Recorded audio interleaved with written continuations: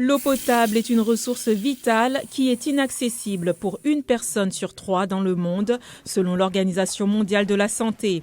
Cela comprend plus de 2 millions d'Américains vivant sans eau courante, un problème que la société à but non lucratif Dig Deep s'efforce d'aider à résoudre. Les familles amérindiennes sont 19 fois plus susceptibles que les familles blanches de ne pas avoir d'eau courante. Et les ménages noirs et latinos sont 2 fois plus susceptibles.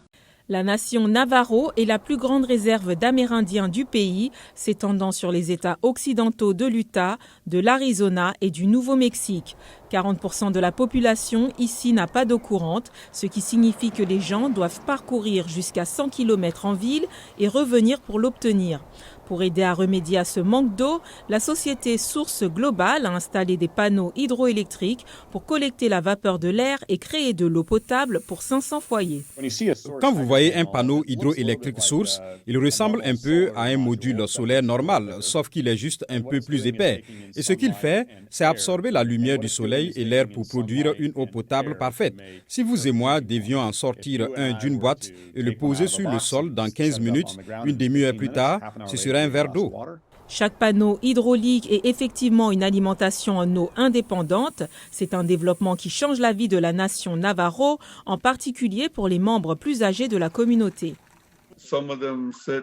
Certains d'entre eux ont dit, vous savez, je n'aurais jamais pensé de ma vie que l'eau potable sortirait de ma maison. C'est quelque chose à portée de main. Au lieu, vous savez, d'aller chez Walmart, d'avoir de l'eau potable par caisse, c'est une bénédiction pour moi de voir ça. Julie Wechter de Dig Deep affirme que la réalisation de l'équité en matière d'eau aux États-Unis nécessite une infrastructure appropriée, adaptée aux besoins de chaque communauté. La vérité est que les pays à revenus élevés ont ces crises d'eau invisibles où les communautés à l'intérieur de leurs frontières qui n'ont pas d'eau courante sont souvent ignorées et ce n'est tout simplement pas acceptable. Avec le changement climatique et le vieillissement des infrastructures qui contribuent aux pressions démographiques sur l'approvisionnement en eau, Wechter affirme qu'il faut une sensibilisation globale et proactive à toutes les communautés sans eau potable.